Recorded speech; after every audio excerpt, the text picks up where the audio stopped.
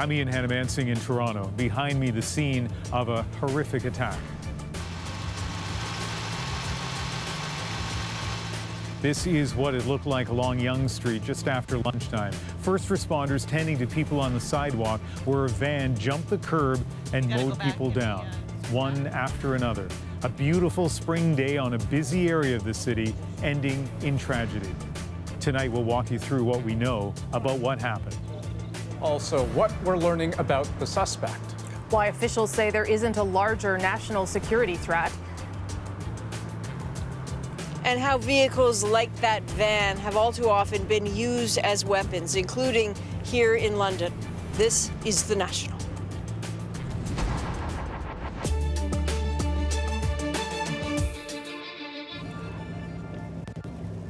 Ten innocent bystanders killed, 15 others injured. The murder weapon, a rental van. It happened just hours ago when this street became the scene of sudden panic and deadly destruction. It's a horrific scene. It's something I don't think anybody can be prepared for. At about 1:30 p.m., a white van jumped the curb and plowed into a number of pedestrians before speeding away.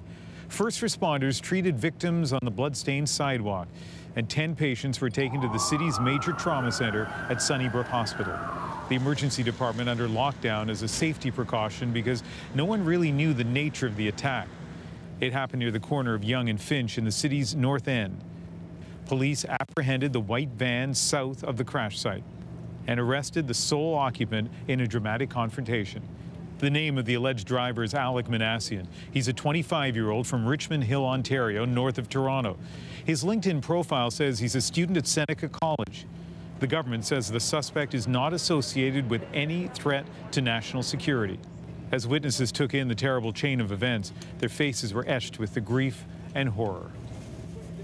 CBC News has learned a lot more about the suspect. More on that in a moment. But first, Joanna Remiliotis takes us through what happened. The horror of the aftermath is in the details. The discarded paramedic gloves, the bodies still lying on the pavement. Kenneth Wu saw the van strike a woman, then locked eyes with the man behind the wheel. He was looking at me, and then he saw that old lady, and he turned left a little bit to hit the lady on the sidewalk, and then he started driving down. As soon as he passed my car, he turned around, he looked at me face to face. That's why I saw he was a very angry and scared young guy. Wu says the van braked, then sped off again, driving on the sidewalk for several more blocks, hitting one pedestrian after another. Kasra Ibrahimi watched in shock. I saw the van. It was a white van.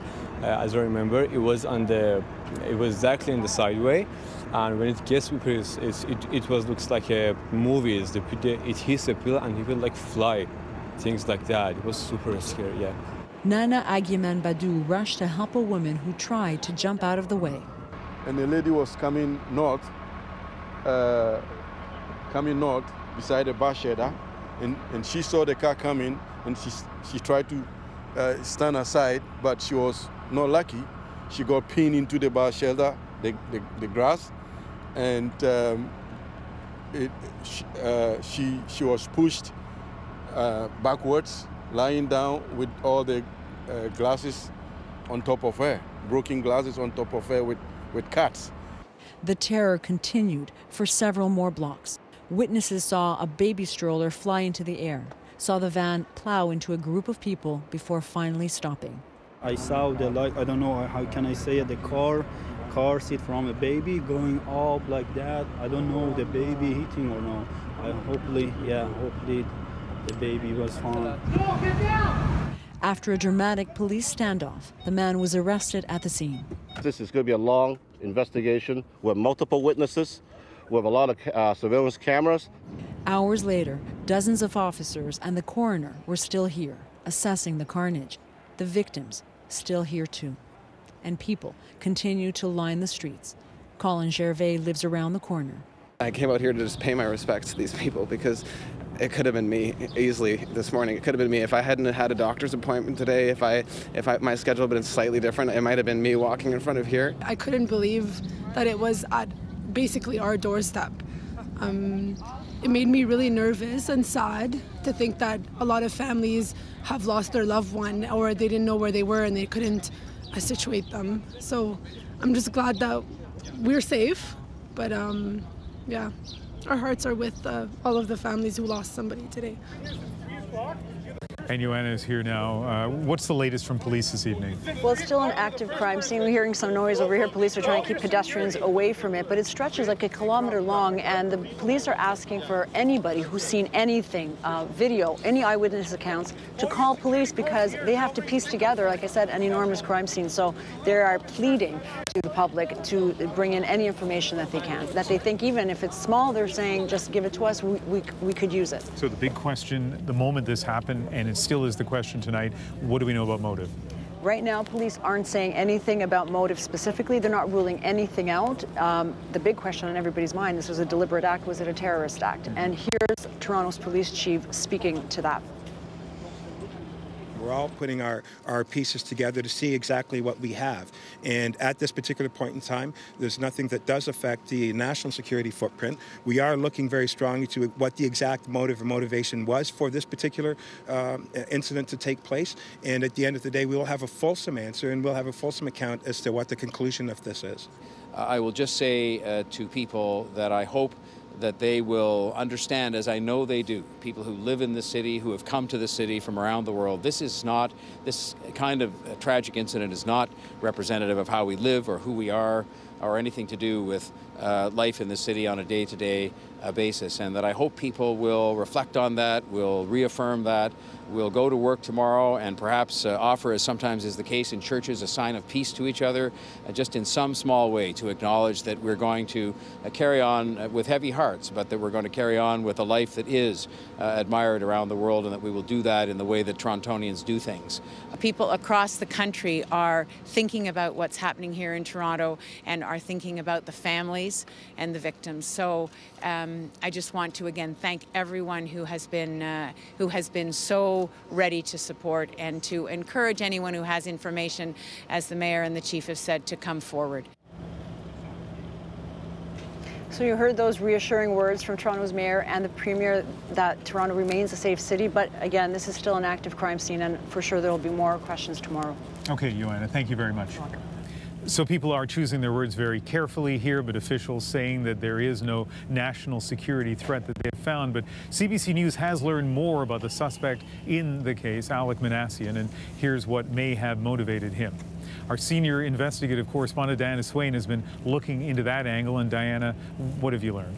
Well, as you said, there's no indication so far that authorities had that this was motivated by terrorism or by political views. Why then? So here's what we've learned so far about the man behind the wheel and what might have motivated him to do this. This cell phone video shows the driver as he steps out of the van into the line of a police officer who has his weapon drawn.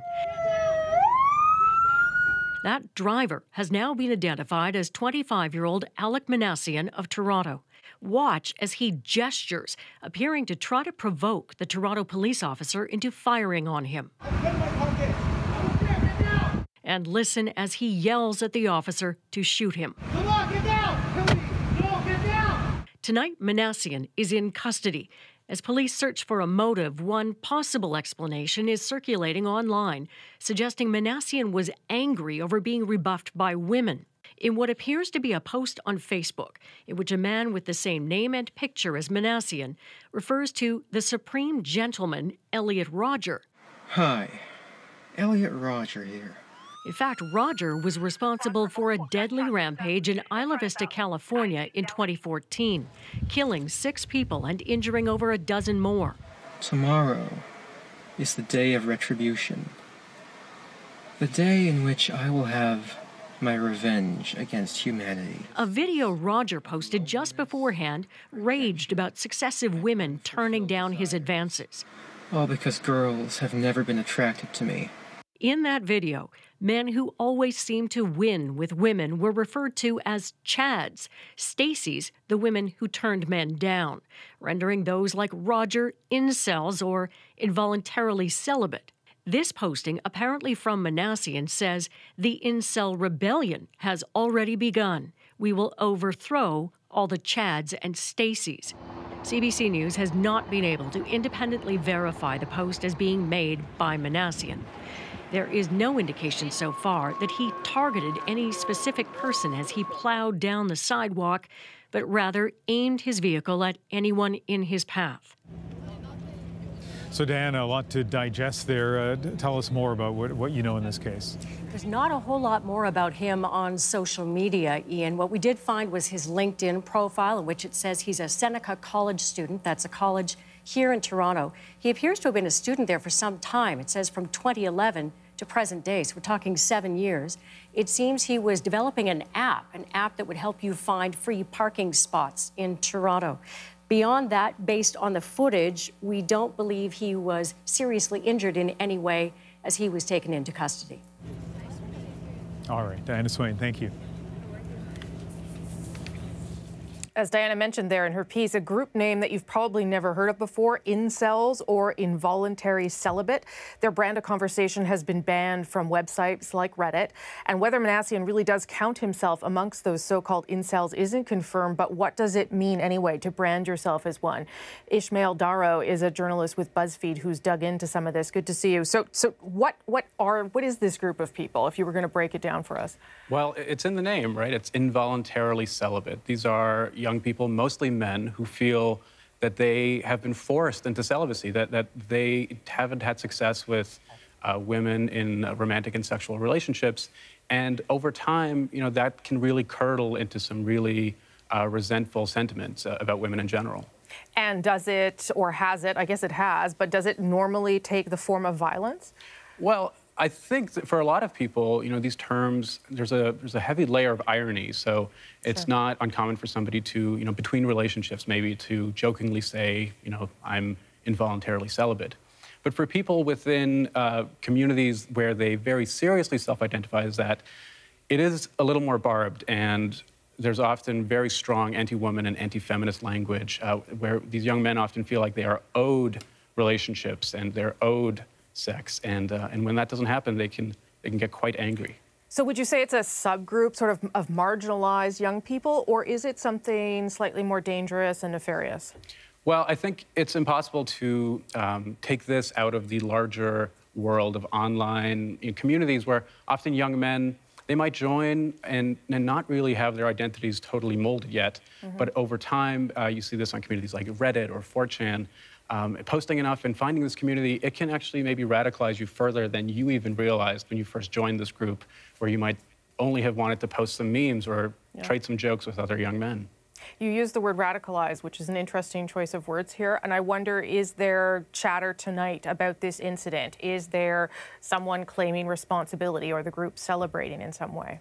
I think it's still very early and probably too early to say, but I wouldn't be surprised if on some of these darker corners of the web where a certain kind of reactionary politics has developed in the last few years, if you were to look tonight, I think you might see you might see some sympathy.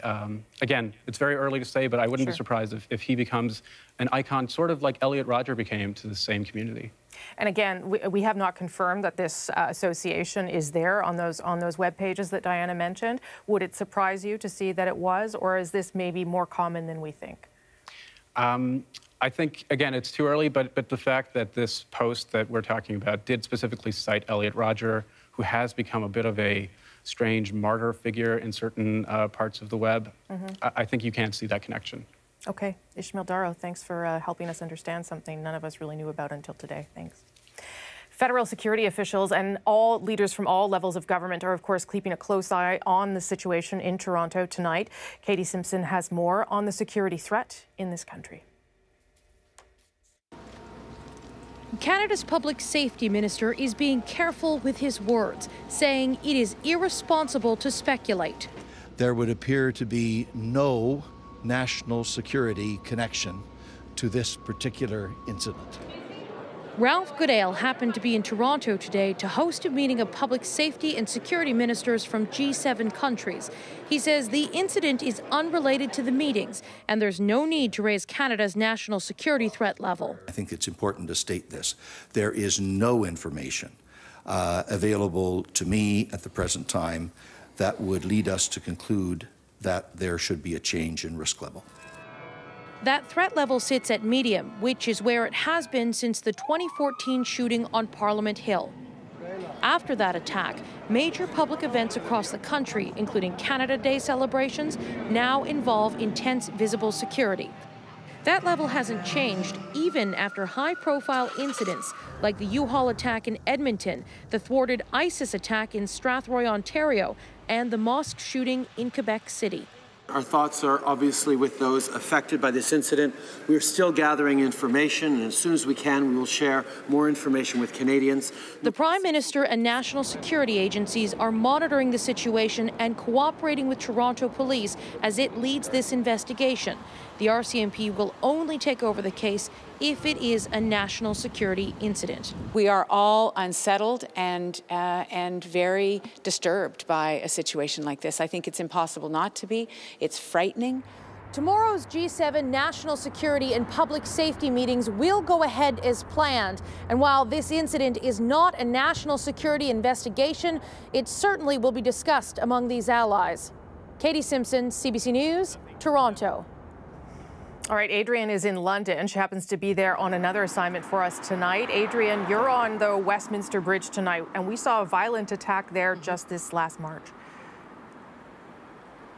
Indeed. You know, Rosie, London has had to learn very quickly how to deal with vehicle attacks and how to try to mitigate them regardless of the motivation. You're right, there was an attack here on Westminster Bridge. It was one of 3 attacks in London with vehicles in 2017, killing a dozen people, including a Canadian, Chrissy Archibald. And we'll have a look in a moment at how the United Kingdom has learned to try to mitigate some of the damage and the deaths and try to prevent some of those attacks. But first, let's take a little bit of a look at how and sometimes why vehicles are used as weapons. Quebec 2014, Martin Couture sat in a parking lot for 2 hours before stepping on the gas and ramming his vehicle into 2 Canadian soldiers. Warrant Officer Patrice Vincent was killed. Another person was injured. The working thesis is that it's a deliberate act. With regards to how far was it planned, it's really hard to say. Couture fled from police but was stopped and killed a short time later. Vehicles have been used for decades to kill people, but it was in 2010 when terror groups started instructing extremists on how to use rental vans and trucks. And the frequency of those kinds of attacks seems to be on the rise. Very easy to obtain. You can steal a driver's license if you had to and still get one of these rental vehicles, so they're ubiquitous. It's a white vehicle, very hard, blends into everyday society, and it causes great damage. And not only that, if you're the driver, you're somewhat protected. Even as police around the world are becoming more aware of the threat, the attacks have been getting deadlier. In July 2016, 86 people were killed while celebrating Bastille Day in France when a man in a rental truck plowed through a promenade. More than a dozen people died when a man in a rented van rammed into a group of pedestrians on a street in Barcelona. And London was targeted 3 times at a local mosque on the London Bridge and right here on Westminster Bridge.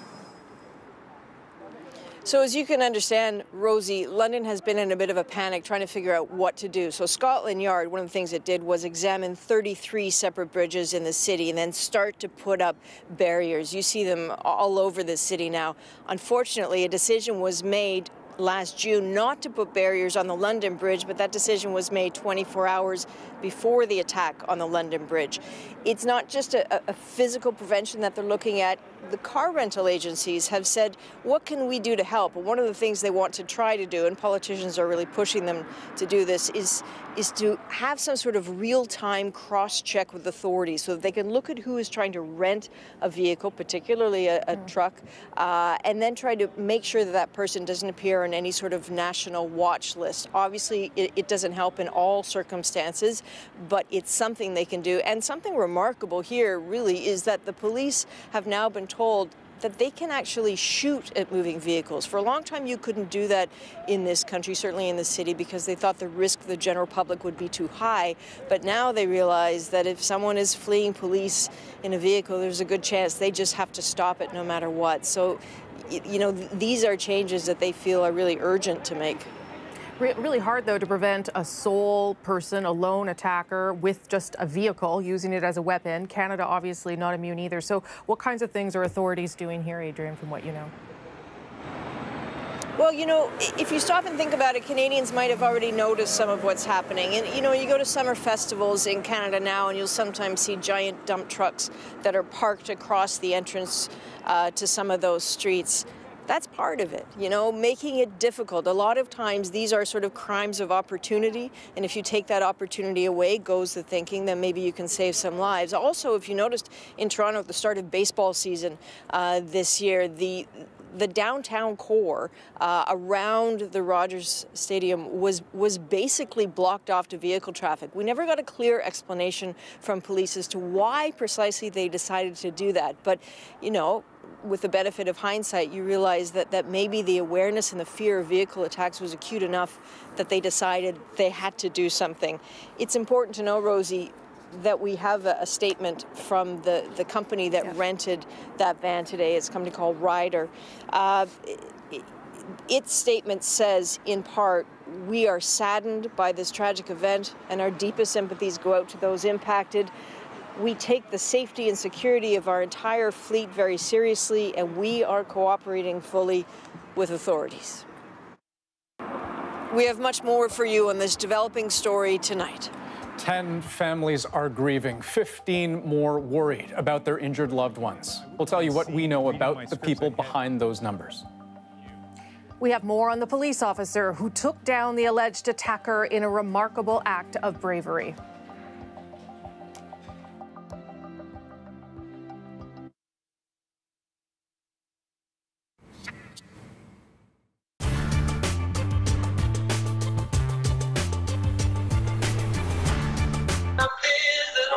Yo, that's my woman's. Nobody f***s with that woman. That's the money maker. That's the boss. It's hard for this Ontario mother to watch this video of her daughter in a hotel bed. The types of things that these customers ask is absolutely the most sickening stuff I've heard. Stuff I couldn't even humanly imagine. This marks the third time her daughter is being trafficked. She was last rescued in October, but left again on Saturday. I want her to see that she's worth it. She's a worth it human being. I want her to see she's worth it. When you see her face showing up on Backpage and see her... It tears my heart apart. It tears my heart apart. I have her daughter that I have to protect from social media because there's going to be a day she's going to see this. Some classified sites like Backpage are filled with ads for sex services, but many of the women in the photos don't keep the money. Experts say all that cash goes to their pimps. Ontario is now known as a major hub for human trafficking, and experts think there could be thousands of victims across the province, mostly local girls and young women. They're often bought and sold at hotels and motels here along Highway 401. It's in every town, in every city, every community, up and down the 401 corridor, in hotels, in homes. So why is it that when some girls actually manage to get out of this lifestyle, they're pulled back in sometimes? Why does that happen? I mean, when we're talking about domestic human trafficking, which 80% or more of the victims and survivors of trafficking here in Canada are our own kids, our own people. A lot of times it's a relationship. It's a boyfriend scenario or a partner of some sort, and the psychological hold that these guys, the hold on them is so strong. It's very clear, just from a general perspective, to say that the actions definitely look deliberate. The latest from police as they investigate today's deadly van attack in North Toronto that left 10 people dead. Police believe it was likely intentional, but what they're still trying to figure out, motive, what the driver was thinking. The suspect, 25-year-old Alec Manassian. But before today, he wasn't on police's radar, and so far officials say there is no sign he is connected to any terrorist organization.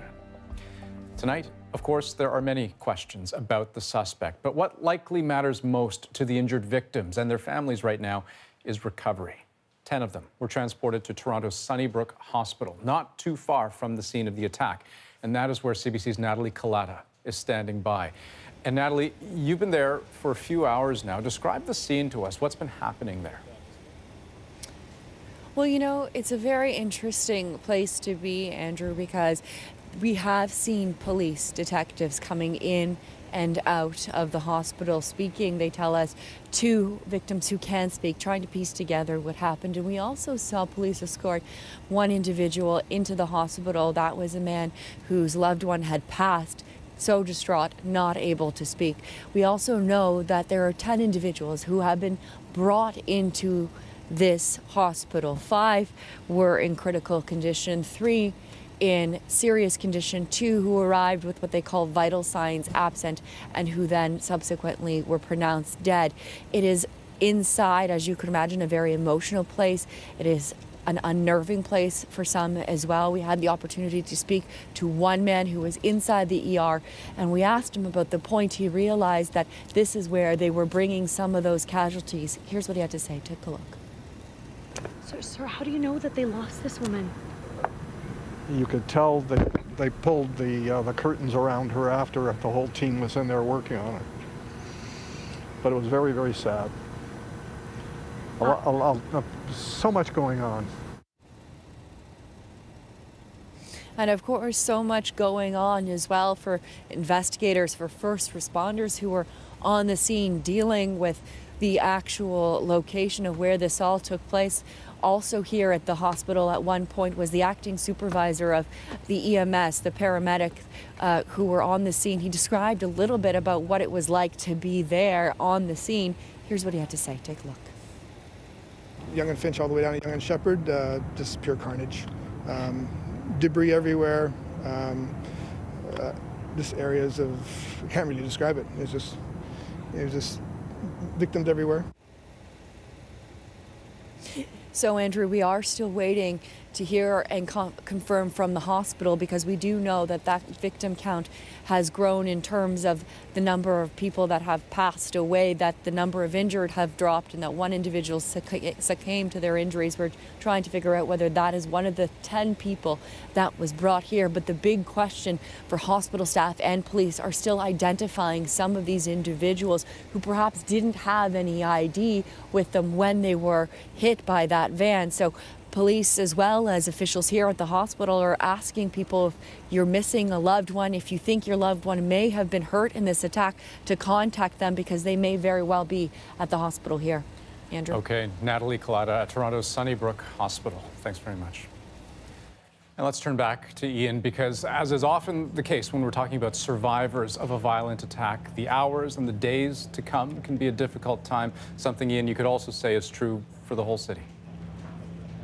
That's right, Andrew. The city certainly pulling together tonight. Take a look at this shot of the Toronto skyline, the CN Tower, dark tonight in the wake of the attack. From a distance, Toronto looks just the same as always. It felt that way taking the subway northward to this scene, but if you look closely, especially around here, a lot has changed. That reputation, a safe and welcoming place, in doubt for many tonight. The attack shocking so many people, and as David Common learned, it's shattering an illusion held by many residents that such a thing could never happen here. With an air of excitement, Toronto's downtown would seem a world away. But the security clampdown tonight clearly illustrates the countermeasures to a threat. Layers of trucks blocking vehicles from getting near crowds of Leaf fans, and a much larger than usual police presence. I feel a lot safer than I usually would, and because it's the Leafs, so I'm good. I'm coming here and I'm enjoying myself. We're not going to let fear take over the day, so we're going to make sure we're going to go out there and have fun, because at the end of the day, that's what the individual might want to take away from us, is that sense of freedom, but we're not going to let that take over, so we're going to enjoy the day over here. Words can't even describe on how awful this tragic event is, but if you look around, this is what brings everyone together. So as one, we're going to unite, and like I said, we'll continue to be strong.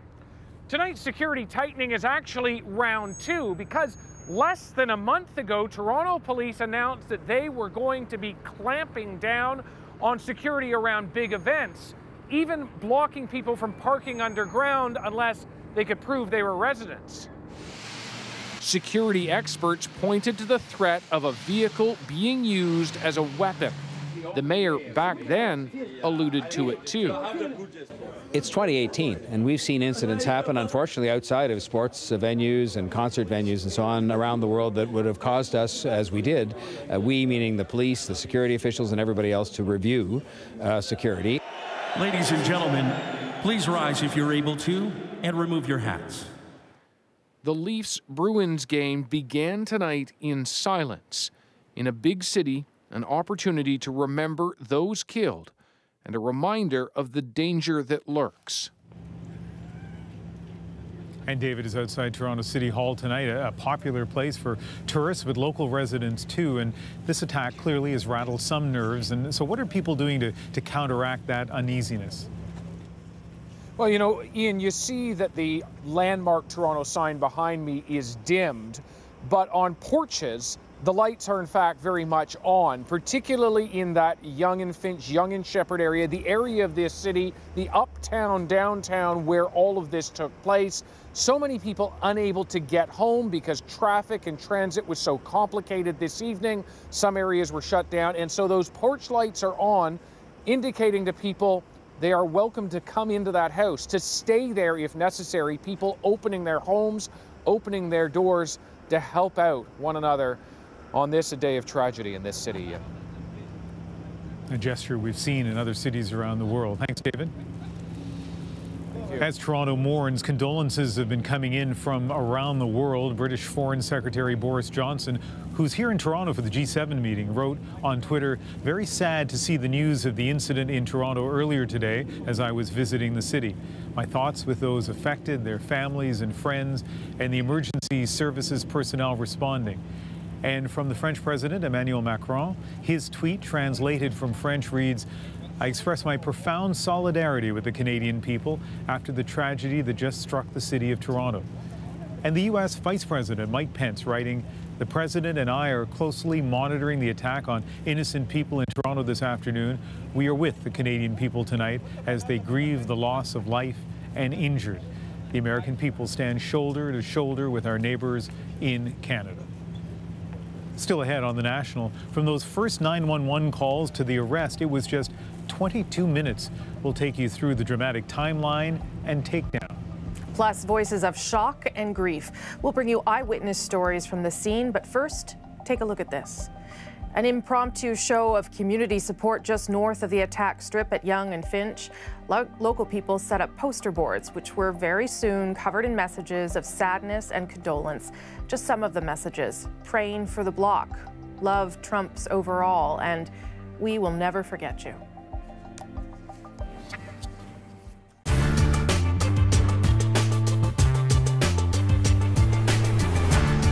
How long does it take from the period of time where you have an idea for a show till I see it? It's very kind for you to think I have an idea for a show. But no, if I have, from the time someone pitches something till it's on TV is roughly 9 months, just because the animation process is so laborious that it takes about 9 months to finish an episode. Which is a long time in TV terms. Yes. So how is it that the show, in any terms, yes. How is it that the show has maintained its ability to stay relevant when it's actually sort of in time distant from the things that we're watching every day in the news? You know, it's funny. It's in a way, I think we don't do stuff that it's timely. Like, we won't do a joke about whatever crazy thing Trump said this morning, whatever day this airs. That will be valid. But whatever crazy thing he said, because 9 months from now there'll be 7,000 other crazy things that will have happened. But we do two little rewrites along that 9-month cycle, and sometimes in the last rewrite we can slip something in that's only a month away from the air date.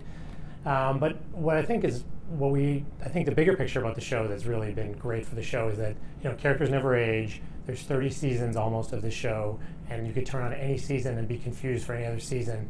And we try, I think, to write stories that are a little bit universal. So maybe some of the relevance just comes out of the fact that it's this evergreen and this constant, and it feels relevant even when.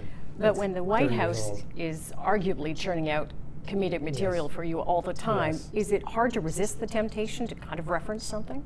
I mean, that's what Twitter's for, I think, for individual writers and for Donald Trump himself. But it's hard to resist. But we just know, unless it's a big issue that is going to be around 9 months or a year from now, we just don't touch it in that specific sense. You know, stuff about like gay marriage, we'll do an episode on that, but nothing, you know, about a tax bill or something like that, because it's just not going to be around.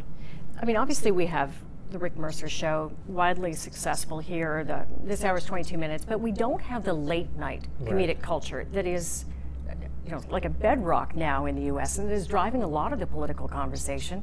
Think about Jimmy Kimmel. Right.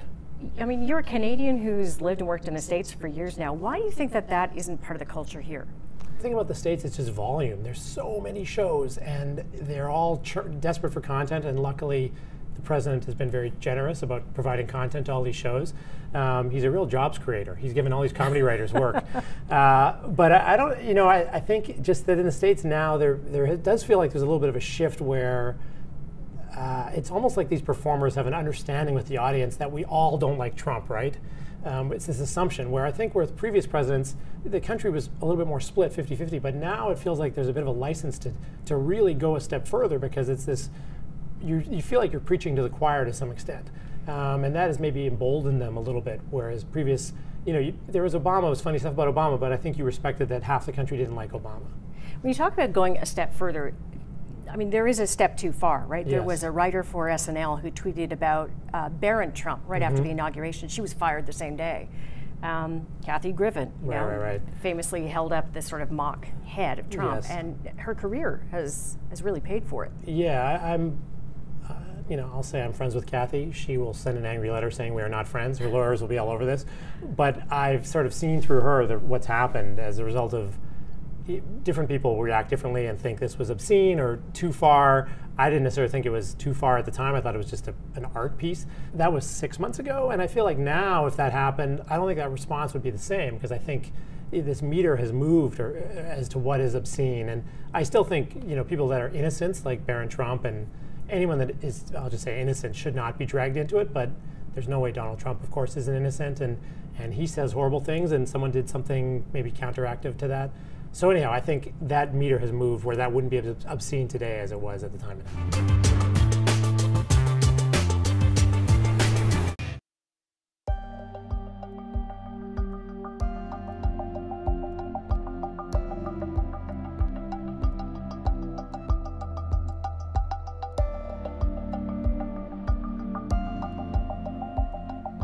Just some of the moments of grief this afternoon in Toronto, the aftermath of an attack that happened so fast but made time stand still for the people who were there.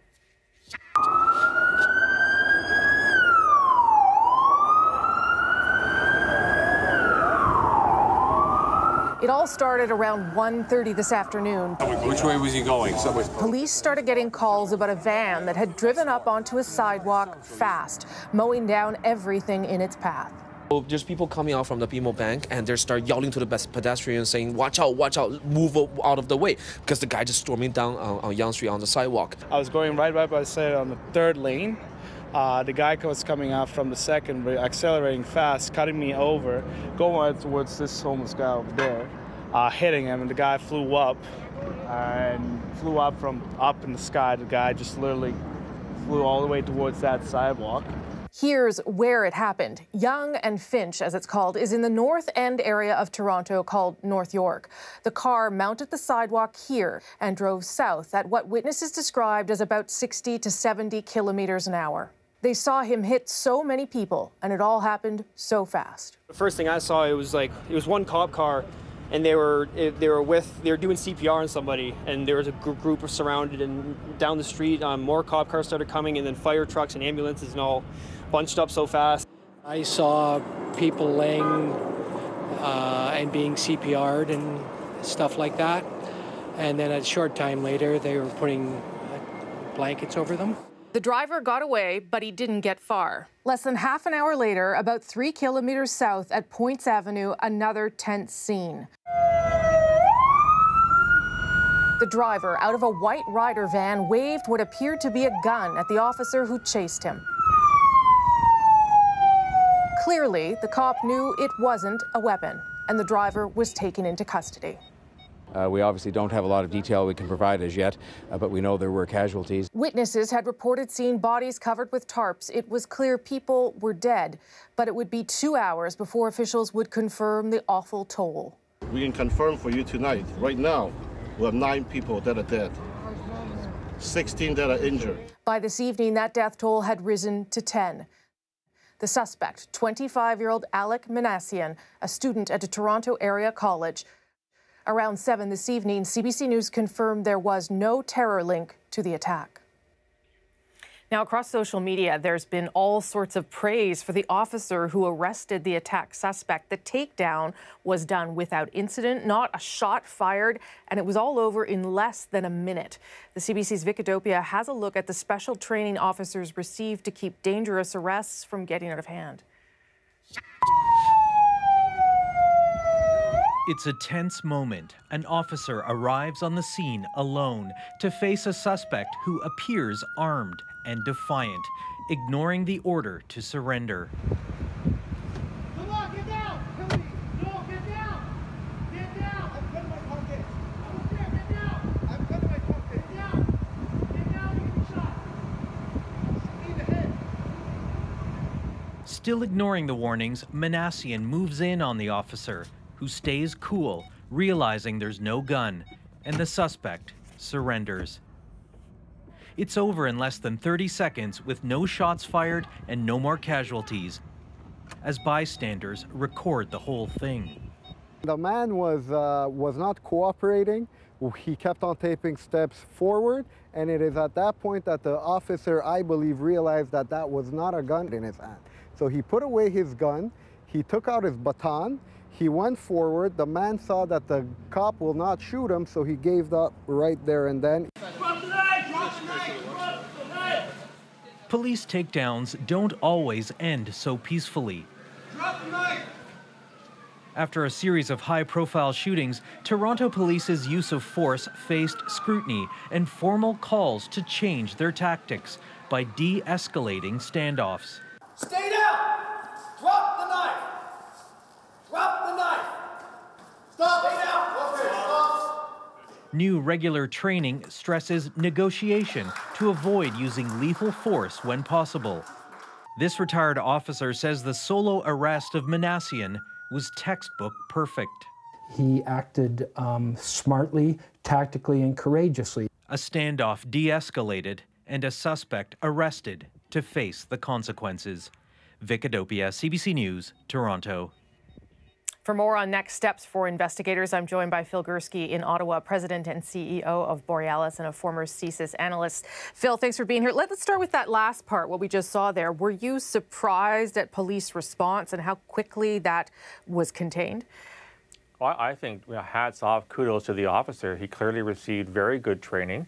He followed that training to the nth degree, and he's able to neutralize a guy who had just carried out a heinous attack. And now the guy's alive. He's not dead, which means you can question him, and you can hopefully find out why he did what he did. So I think this is a tremendous kudos to Toronto Police Services, the training they give their officers, and this particular officer who did what he was trained to do.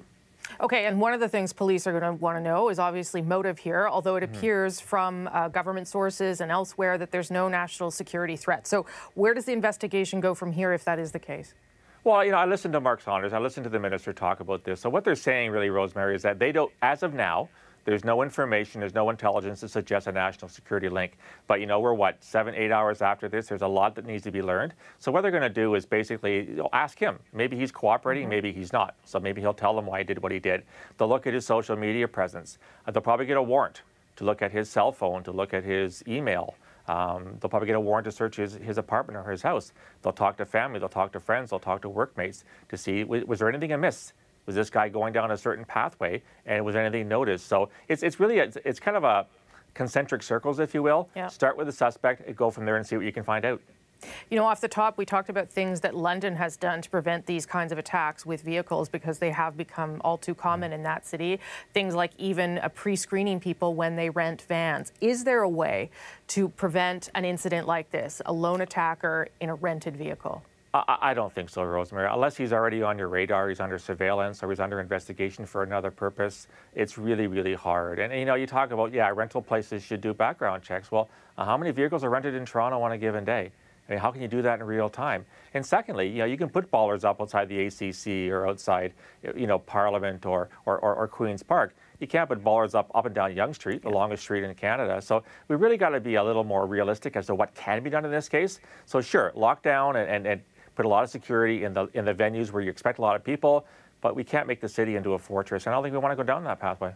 So the only way then is what? Sort of watch for and monitor chatter, try and get ahead of these people, assess them out online. Even that becomes very difficult to monitor someone 24/7. Oh, you can't. We learned that, right, in Strathroy with Aaron Driver. He was on a peace bond, but he wasn't being monitored because he had other priorities at the time. And Canadians don't realize how much time and effort this takes to monitor somebody. So, yeah, if you're watching him, great, you might get lucky, but the vast majority of people aren't being watched 24/7, and nor should they be in a democratic society like Canada.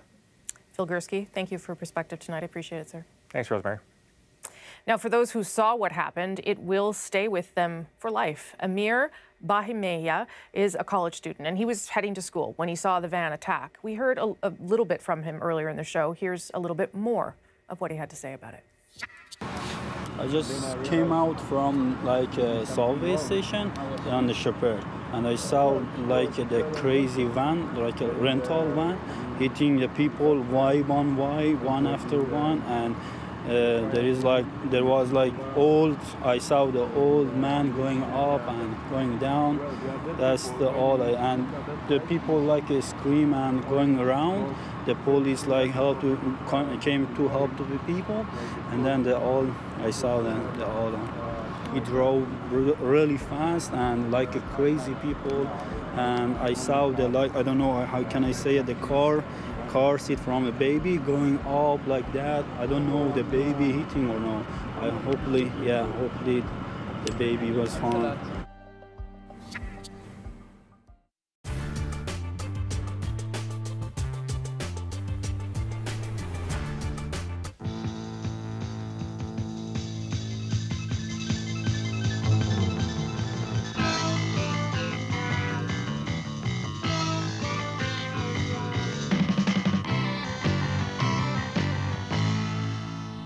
On May 11th, 1940, Winston Churchill chaired the first meeting of his wartime cabinet, and one of the subjects they discussed was what to do with what the new prime minister considered enemy aliens or suspect persons.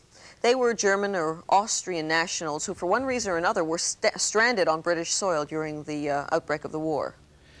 Many of these Austrians and Germans were Jews who had escaped from Nazi persecution. They were businessmen and professional people, students, far from dangerous, and yet they were lumped together with the regular prisoners of war and shipped to internment camps in this country. Last month, a group of these Jewish internees held a reunion in Montreal. We attended the reunion and spoke with some of them, and also with historian Paula Draper.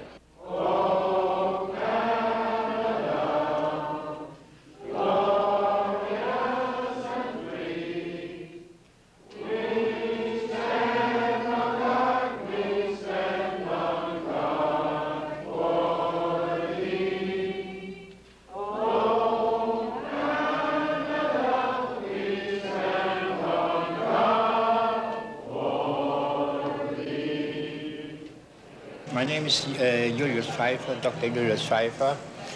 I lived till March 33 in Düsseldorf. I was judged, left March 33, fled to Amsterdam, lived there till the 10th of May 1940.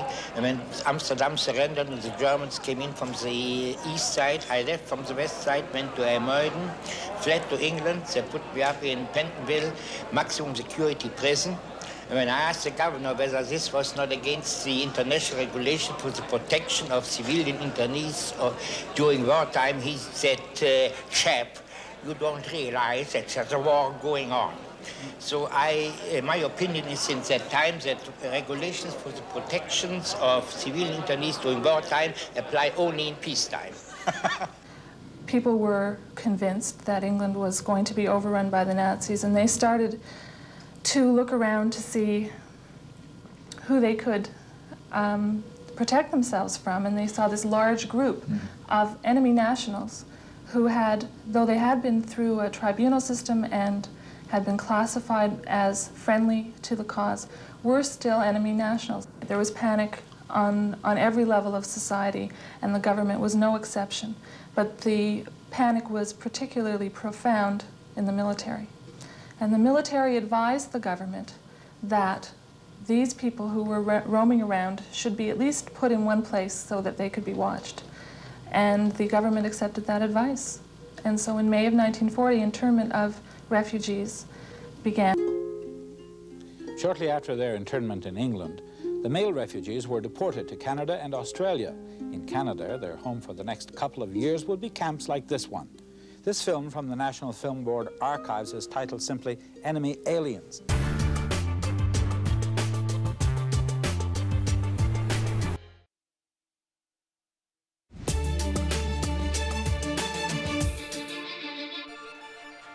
We'll take you back to Toronto and the scene of the attack in a few minutes. But first, here are some of the other stories we're watching tonight.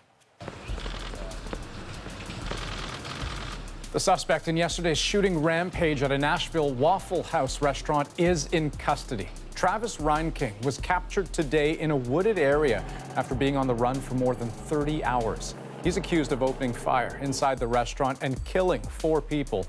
The motive for the attack, still unclear.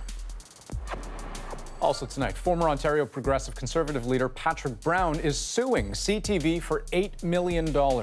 His lawyers filed a statement of claim today, accusing it of defamation.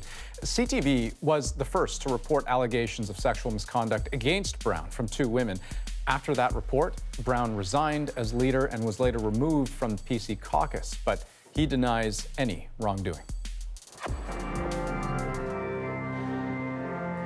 And news tonight that former U.S. President George H.W. Bush is in hospital. According to a family spokesman, he was admitted yesterday, just 1 day after the funeral for his wife, Barbara. He reportedly contracted an infection that spread to his blood, but he is said to be responding to treatment. Well, on a day of difficult news, there was one bright spot. Prince William and Kate welcomed a baby boy to their family, and that resulted in a mad rush to the bookies to get in on the latest royal name game. Margaret Evans has that story from London. Royal baby lady. For the arrival of royal baby number 3, no dress rehearsal needed. Read about the royal baby. As soon as news broke that the Duchess of Cambridge had gone into labor, everyone in position. I jumped out of the bed after hearing the news that Katie is being brought in St. Mary's. I just jumped. I've not had my breakfast even. Loyal fans camped out on the curb. Great clumps of photographers peered through the looking glass, and royal commentators commented. Well, this child is going to be 5th in line to the throne, so not right up there in terms of Prince George being in the direct line, but still a very senior member of the royal family. It wasn't long before the ceremonial easel went up outside Buckingham Palace, announcing the birth of a baby boy. His big brother and sister arriving for introductions at St. Mary's Hospital in central London with their father, Prince William, soon after. For those who might have missed it, there were other, less formal announcements. My mum's just sent me a text message. I think they may have just had a baby boy, but my mum's not very good at texting. Before you knew it, though, confirmation was at hand. Proud parents emerging through those mirrored doors with their baby for his first cameo. Still unnamed. Odds-on favourite with the bookies, Arthur. Margaret Evans, CBC News, London. And we are going to take a short break. When we come back, more special coverage of the attack in Toronto ahead on The National.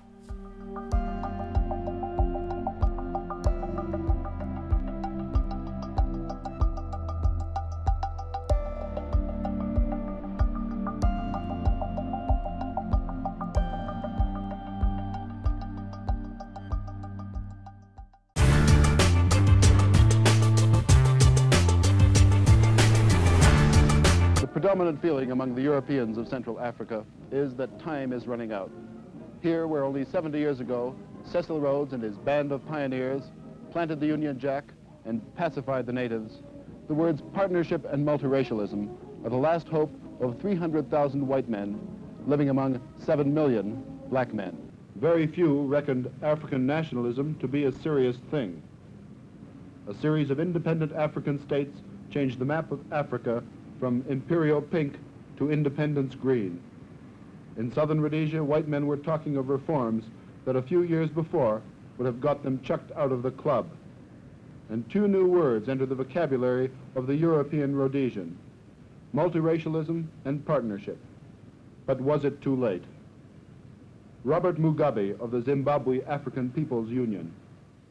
Well, we are totally opposed to the concept of multiracialism because it assumes in the first instance that the people have got to be arranged in compartments based on color. You have Europeans in one compartment, Asians and coloreds in two other compartments, and the Africans in another compartment.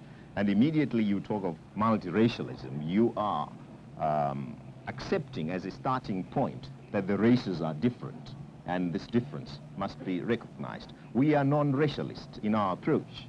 That is, we regard as an individual as an individual, and that everybody must be accorded his full political rights, whether he be white or black, educated or uneducated, rich or poor. And this is exactly why we are at the moment struggling to earn for our people one man, one vote. Partnership and multiracialism were first mentioned in 1953.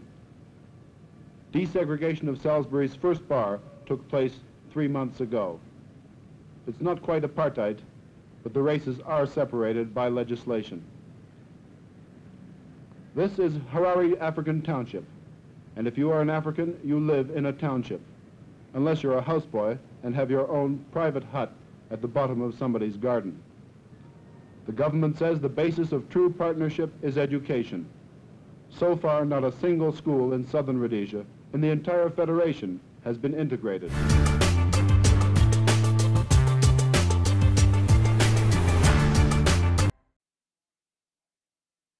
This is a tragic, tragic situation, and our first thoughts are with the victims and their families. Toronto, a city in mourning tonight. 10 people dead, more than 50 and 15 more are in hospital after a van plowed into pedestrians on a sidewalk in the city's north end. The suspect, 25-year-old Alec Manassian. He is in custody tonight after being arrested at the scene. No word from police on the potential motive, but officials say there's no evidence to suggest that he's connected to any terrorist groups. One of the interesting things here, and this is a big city, as we all know, is leaving the CBC, coming up here in the northern part of Toronto. Along Front Street, it seemed like everyone was thinking about the Maple Leafs game. On the long subway ride, I looked around and I had the sense it's almost as if people hadn't seen the news or it hadn't sunk in yet. It was so different from, say, Humboldt or Parkland, where everywhere you looked, you realized people were mourning. And then you finally get here, and throughout our time here, people are walking by solemnly. Some people were bringing flowers. A big city with lots of different kind of reactions tonight. And yet, Ian, you say that, and I think about the days to come, and we may very well see a call out for help. I mean, online, I've seen at least one fundraiser trying to raise $1 million. This is to cover funeral expenses, but also to reach out to help victims' families, and also Canadian Blood Services. We've seen some folks on Twitter reaching out to them asking, hey, do you need donations in the wake of what's happened? And they've said, look, over the course of the year, we get enough regular donations so that we have supply for emergency situations such as this. But if you still want to reach out, if you still want to help, they always accept donations. And there are going to be call-outs, too, for someone to do something, you know, for police to sort of tighten up the city. I was just looking at the bridge behind me, Westminster, that has been reinforced so many times for so many different types of threats, including recently against vehicle attacks, and just yet one street over, and, you know, you look at it again and it's wide open. It's so frustrating for police, so difficult to deal with. And you know, after the Parliament Hill attack, they did make some security changes to make it more difficult, for instance, for cars to get on Parliament Hill. But even today, even as this was all unfolding in the hours after, there were tourists and people wandering around Parliament Hill just like it has always been. So, keep in mind, some solace there. This story is going to get a lot more gripping and a lot more emotional, I think, when we start hearing the victims' names and hearing their stories, people who were just walking along these streets at shortly after noon when lives ended and other lives changed. That is The National for April 23rd. Good night. Good night.